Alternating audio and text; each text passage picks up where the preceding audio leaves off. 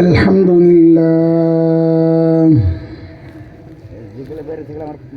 الحمد لله وكفى وسلام على عباده الذين اصطفى أما بعد فأعوذ بالله من الشيطان الرجيم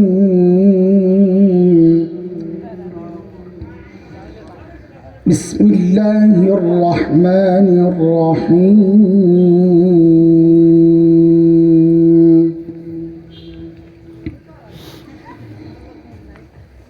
ومن أراد الآخرة وسعى لها سعيها وهو مؤمن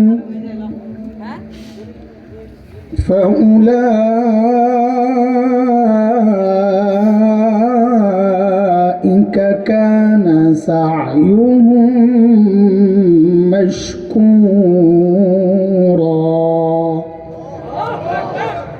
آمنت بالله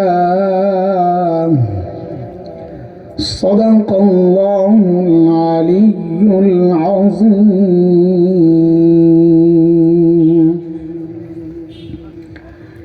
কাদিরপুর অখিলউদ্দিন মুন্সিকান্দি যুব সমাজের উদ্যোগে আয়োজিত 13তম বার্ষিক ওয়াজ মাহফিলের মুহতারাম সভাপতি, প্রধান অতিথি অতিথিবৃন্দ, হযরত উলামায়ে কেরাম, মুরব্বিয়ান আযম, দূর দূরান্ত থেকে আগত ইসলাম প্রিয় সুধী সমাজ, প্রিয় ছাত্র ভাইয়েরা, যুবক বন্ধুরা, পর্দার আড়ালের মা ও বোন, আল্লাহ সুবহানাহু ওয়া তাআলার অশেষ মেহেরবানি, করুণা, দয়া, যে মহান মালিক লাখো কোটি মানুষ থেকে বাছাই করে দিন এই মজলিসে আমাকে আপনাকে আসার বসার কিছু কথা বলা ও শোনার তৌফিক দান করেছেন,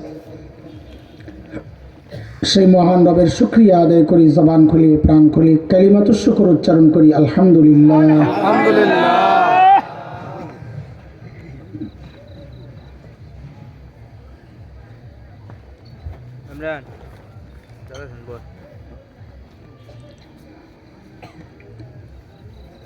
আমাদের প্রিয় ভাই হযরতুল আল্লাহ মাওলানা খালিদ সাইফুল্লাহ আইয়ুবী হাফিজাহুল্লাহ সহি নিয়ত, তওবা, সুন্নাহ এই তিনটা বিষয়কে সামনে রেখে অত্যন্ত চমৎকার তার যে ভঙ্গি, সে ভঙ্গিতেই তিনি কথা বলেছেন। আল্লাহ তাআলা এই দামি কথাগুলোর উপর আমাকে, আপনাকে, সবাইকে আমলের তৌফিক দান করেন, আমিন। আমার পরেও আরেকজন দেশের শ্রেষ্ঠ আলেম ওয়াইজ কথা বলবেন, মাঝখানে একাধারে ভালো খামা খাইতে খাইতে তো ভালো লাগে না, একটু মাঝে মাঝে টক ঝাল দিলে রুচিটা আবার ফেরত আসবে। তো এই জন্য আমার মাঝখান দিয়ে রুবেলে ঢুকাইছে। একটু রেস্ট নেবেন আর কি, এখন আবার বয়ান শুনবেন ইনশাআল্লাহ। কিন্তু আমার সাথে পড়া মুখস্থ করা লাগবে, একটু কঠিন ইনশাআল্লাহ। ছোট যারা আছো তাদেরকে বলি, আমি জিজ্ঞেস করব, পড়া না পারলে কিন্তু মুরগি বানিয়ে দেব। এই জন্য মনোযোগ দিয়ে শোনা লাগবে, ঠিক না? আসেনি আপনাদের মনোযোগ? ধরো খামাখাই আপনারা দাবি করেন পরীক্ষা করলে ফেল করেন। মানুষ অনেক সময় নিজে সজাগ থাকে কিন্তু তার মনোযোগ ঘুমায়া যায়, ঠিক না? এই যে একটা প্রশ্ন ফাঁস করলাম, এরপরও দেখবেন পরীক্ষা নিলে ফেল করব। তো এগরে পাস করানোর ব্যবস্থা কি? Auto pass. আচ্ছা, কে কে ঘুমাইছেন তাহলে একটু দেখান তো। আল্লাহু আকবার। ঘুমাই নাই, ঘুমাই নাই, দেখুন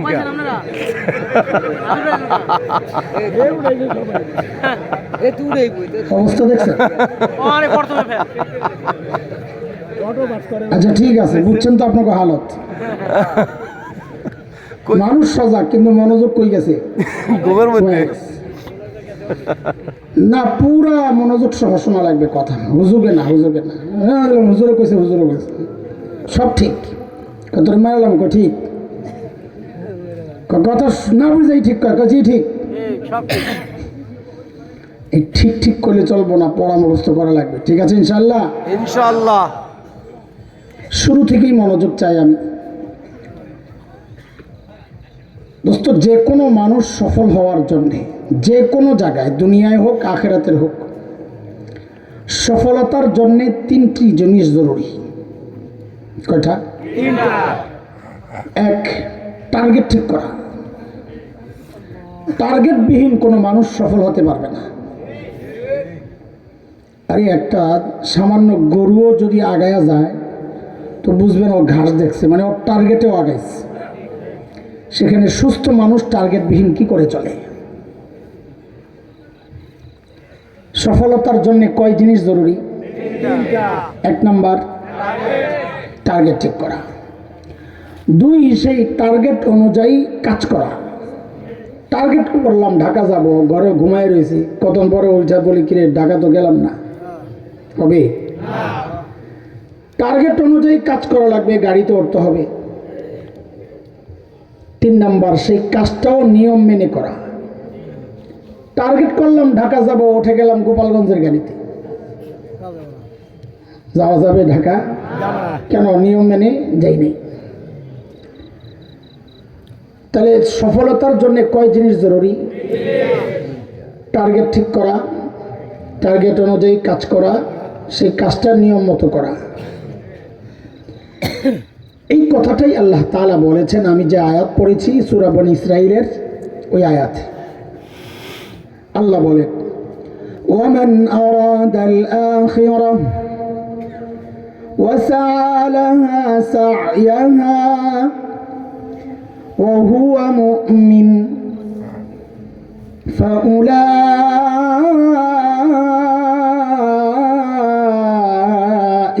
কানা সা'য়ুহুম মাশকুরা।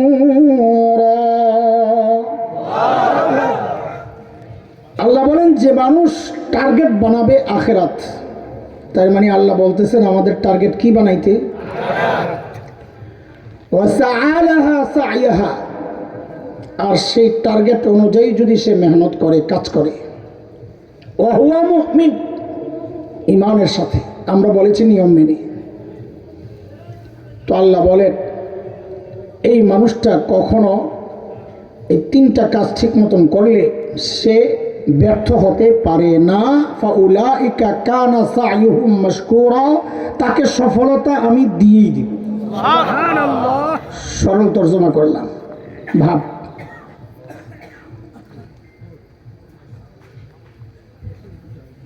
কিন্তু আমরা যদি দুনিয়ায় ব্যর্থ হই, এই যে ব্যর্থ হচ্ছি বিভিন্ন কাজে, আল্লাহ না করুন যদি আখিরাতেও ব্যর্থ হই, কারণ কি হবে?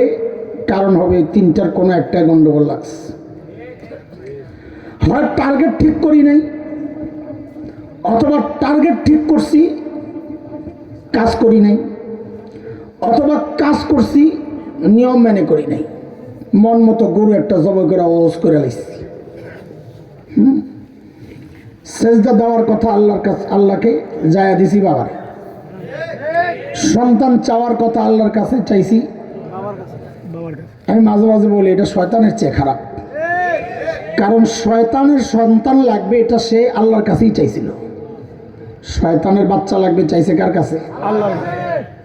তো কাজেই যারা মানুষের কাছে সন্তান চায় ওরা শয়তানের চেয়েও খারাপ।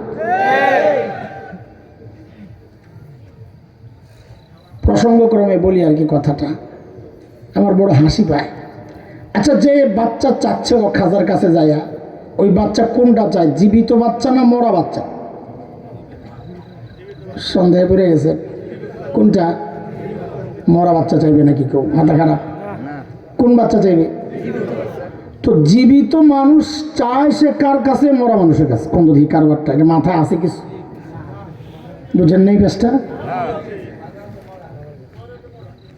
জীবিত মানুষ চায় কার কাছে? মাথা আছে কিছু? থাকলে কি আর দম বাকি গেছে যায়? আমি মাঝে মাঝে অবাক হয়ে কেন যায়, তো পরে বুঝছি কাম একটাই, ওর পেটটা দেখে শান্তি পায়, আসলে আর কি, আর তো নাই কিচ্ছু। কত বড় জানে আমার এক দোস্ত, একসময় আমি খুব বলতাম এগুলা, তো বলে তুমি যে খালি এগুলা বলো, একটা ঝামেলা মুক্ত আছে। সে কি ঝামেলা? কই যে নামাজে হাত বাঁধার যে ঝামেলা, আমরা আর কোনো আহলে হাদিস ভাই বলে বুকের উপরে, কেউ বুক আর নাভি বরাবর এইভাবে বাঁধে, আমরা হানাফিরা নাভি বরাবর নিচে। কই বেড়ার এই সমস্ত কোনো ঝামেলা টামেলা নাই, কেন কয় হাতই তো যায় না, বাঁধবো কোন জায়গায়, এই হিসাবে সুবহানাল্লাহ লা হাওলা ওয়ালা কুওয়াতা ইল্লা বিল্লাহ। আমরা যে ব্যর্থ হচ্ছে, ব্যর্থ হওয়ার মূল কারণ একটাই, হয় টার্গেটে ভুল করছি, টার্গেট বানানোর কথা আখিরাত, কিন্তু বানাইছি। দেখেন ভুল বুঝেন না, এই যে আলোচনা যা করব না, 1 নম্বর টার্গেট আমি নিজে, কারণ এখানে আমি মনে করি এটা যে সবচেয়ে বড় রোগী আমি, আমার রোগ নিয়েই আলোচনা হবে, যেন আল্লাহ আমার থেকে রোগটা দূর করে। তবে নিয়ত এটাও আছে যে আমার মতো রোগী যদি কেউ থাকেন যেন তার উপকারে আসে, এই জন্য এখানে বসা। তো কাজে এমনটা মনে করার, এক পুরা বয়ানের মধ্যে এমনটা মনে করার কোনো কারণ নেই, নিজে বুঝি ভালো না, আমি 1 নম্বর আসামি, বইলেই কথা শুনতেছি। আমরা প্রায় সবাই টার্গেট বানাইছি দুনিয়া। বিশ্বাস না করলে গ্রামের একটা বুড়ি, শহরের মেয়েদের তুলনায় গ্রামের মেয়েরা একটু দিনদার হয়, নেককার হয় তুলনামূলক, বিশেষ করে জোয়ানদের চেয়ে বুড়িরা দিলটা একটু ভালো হয়। অথচ দেখা গেল একজন বুড়ি মা সকালবেলা এই ঘর ওই ঘর, এই বাড়ি ওই বাড়ি দৌড়াচ্ছে, পেরেশান। তো পিচ্চিরা জিজ্ঞেস করতেছে, দাদুমা, দাদু কি খুঁজো? তো দাদুর জবাব, ঘরে মুরগি ছিল 20টা, সকালে উঠি দেখি 19টা, একটা মুরগি পাই না। এক মুরগি পায় না, সারা বাড়ি খুঁজে অস্থির। অথচ খবর নিয়ে দেখা গেছে এই বুড়িমা না ঈশার নামাজ পড়েছেন না ফজরের নামাজ পড়েছেন, এই নিয়ে তার কোনো মাথা ব্যথা নাই। কেন? কারণ টার্গেট দুনিয়া, দুনিয়ার মুরগি হারায় গেছে, পেরেশান। টার্গেট যদি আখিরাত হইতো তো ফজরের নামাজ ছুটার কারণে তার তো মাটিতে গড়াগড়ি খাইয়ে চিৎকার করার কথা। আমরা প্রায় সবাই দুনিয়ার টার্গেট বানাইছি দোস্ত।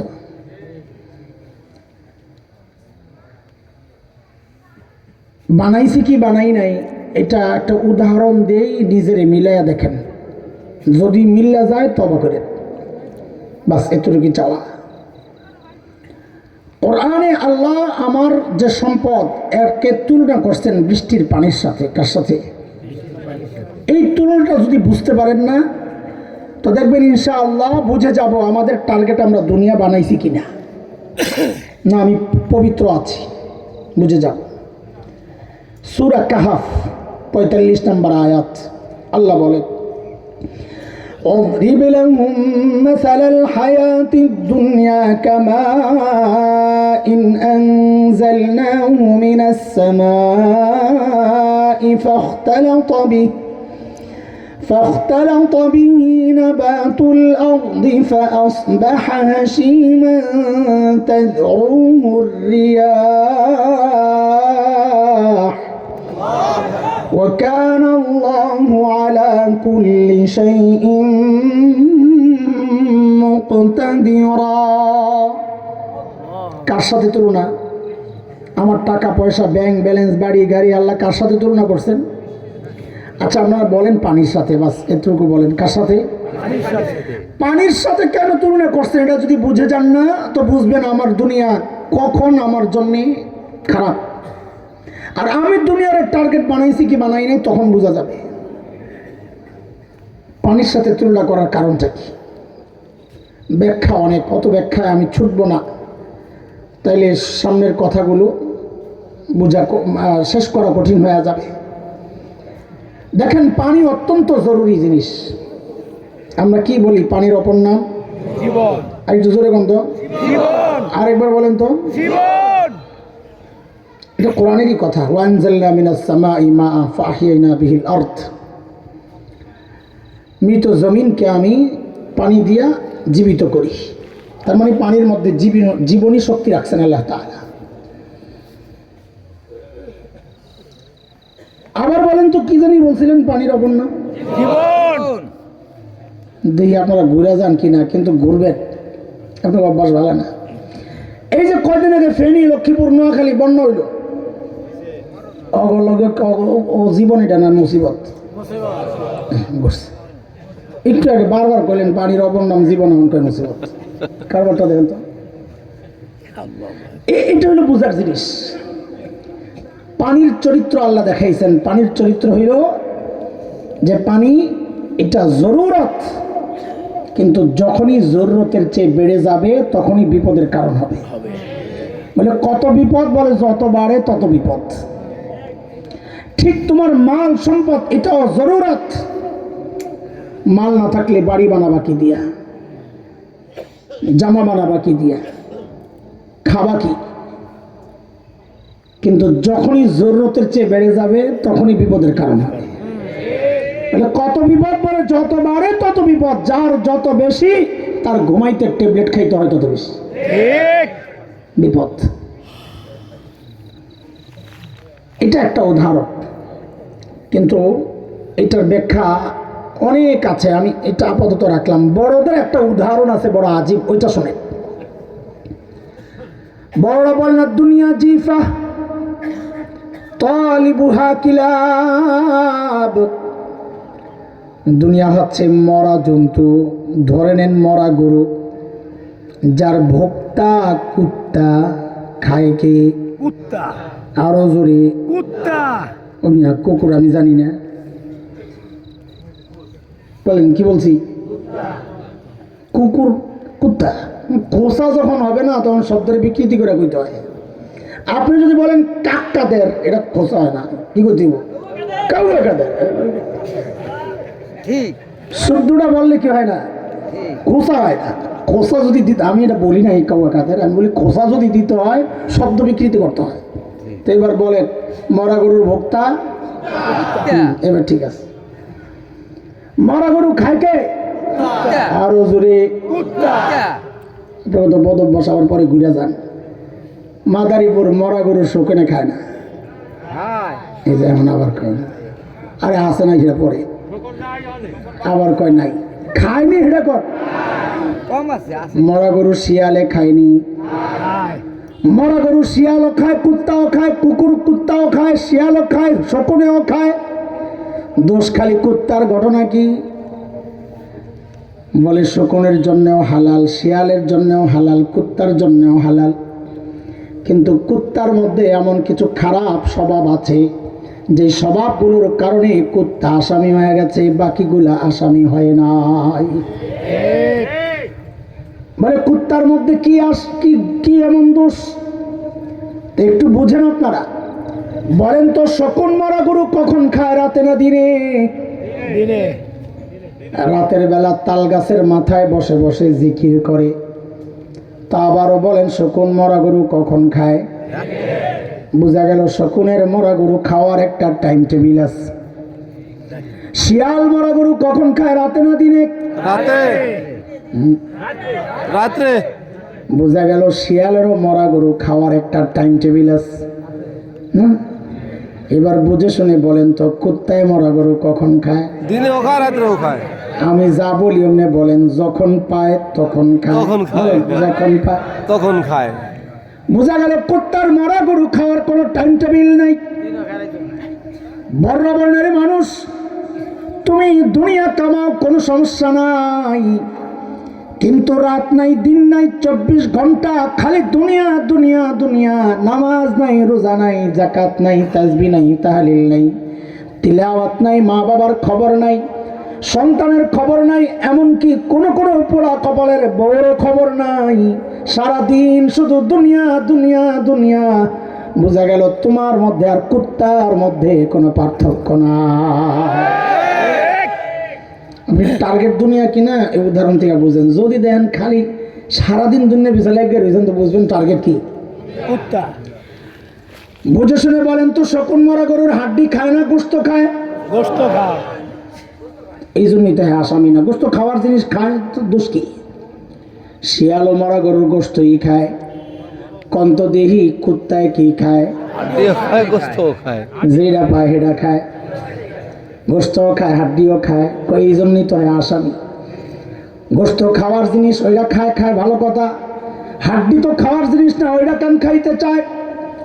বড় মনের মানুষ, আল্লাহ তোমাকে মাল দিয়েছেন দুই রকম, একটা হালাল আর একটা হারাম। তুমি যদি হালালও খাও যা খাওয়া যায়, হারামও খাও যা খাওয়া যায় না, তাইলে বোঝা গেল তোমার মধ্যে আর কুত্তার মধ্যে কোনো পার্থক্য নাই। ঠিক, যে হালাল হারাম বাঁচে না, বুঝতে হবে তার টার্গেট দুনিয়া। এইবারটা তো বেশি কঠিন হয়ে যাইব। বলেন তো আপনারা দেখছেন কিনা, শকুন মরা গরুর খবর পাইলে আসমানের উপর খালি চক্কর মারে, মিছিল করে। মিছিল কেন? আপনজন বন্ধু বান্ধব সবাই ডাকে, আয় আয় মিছিলে যোগ দে। বলে কেন? বলে নিচে মরা গরুর তিহারি আছে। শাহবাগে মিছিলের পরে বিরিয়ানি দেয়, ন দিব বিরিয়ানি, আয় খাইতে আয়। সবাই একসাথে নাইমা মরা গরু খায়।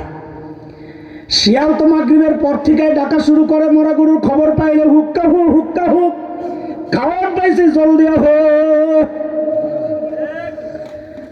একা খায় না, সবাই ডেকে মিলেমিশে খায়। কিন্তু কুত্তায় কি করে এখন? তো একলা খায়। কুত্তার চেয়ে 20 গুণ বড় মরা গরু। কুত্তা জানে যদি লেজটাও খাই তাও আমার পেটটা ভরে যাবে, কিন্তু কুত্তার স্বভাব হলো খাবে খাবে আর ডাইনে বামে তাকাবে। যেই দেখে আরেকটা কুত্তা আসতেছে, খাওয়ার রাইকে ক্যাঁত করে দেয়, ওটারে দৌড়ানি। কথা ঠিক কিনা বলেন? আরে দোস্ত, এই সমাজে কুত্তার স্বভাবের মানুষের অভাব নাই। ওজন দিয়েছে মানে তোর বিরুদ্ধে কথা বলতে চাইছিস। ওই যে আমাকে আগে কই তোকে আয়াত আছে, তোর নামটা লইছে আর তুই আয় বসছিস, কি আছে? খাও কথা খামাখা। আল্লাহ সরে শয়তানি পাঠায় জানে। এই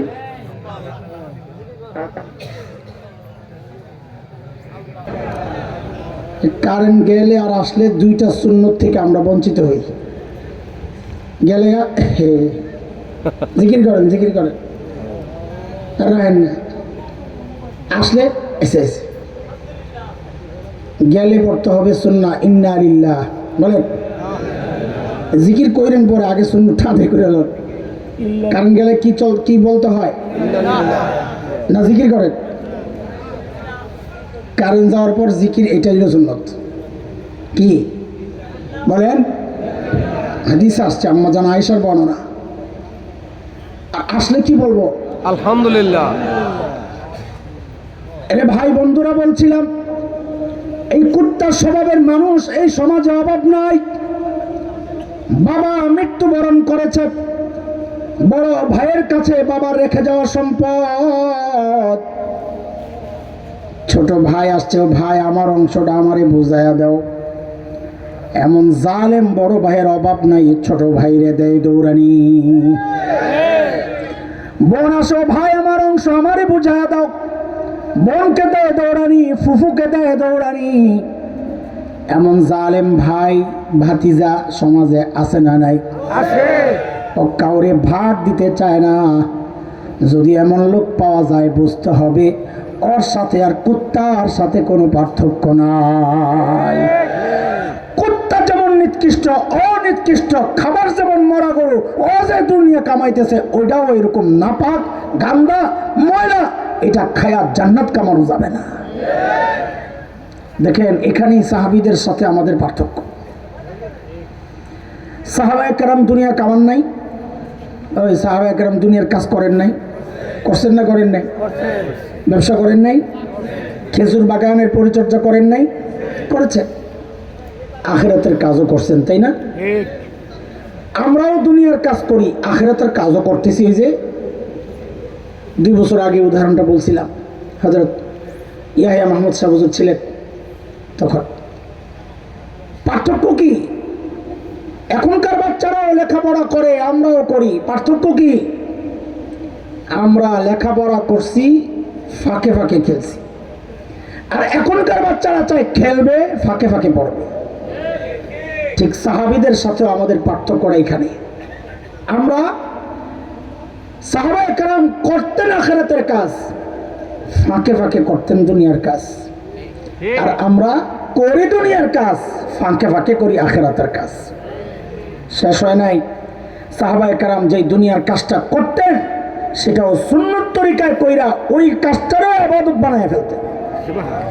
আর আমরা যেই আখিরাতের কাজ করি ওইটার মধ্যে রিয়া আর বেদাত ঢুকাইয়া ওই আখিরাতের কাজটারও আমার জাহান্নামের কাজ বানায় ফেলি।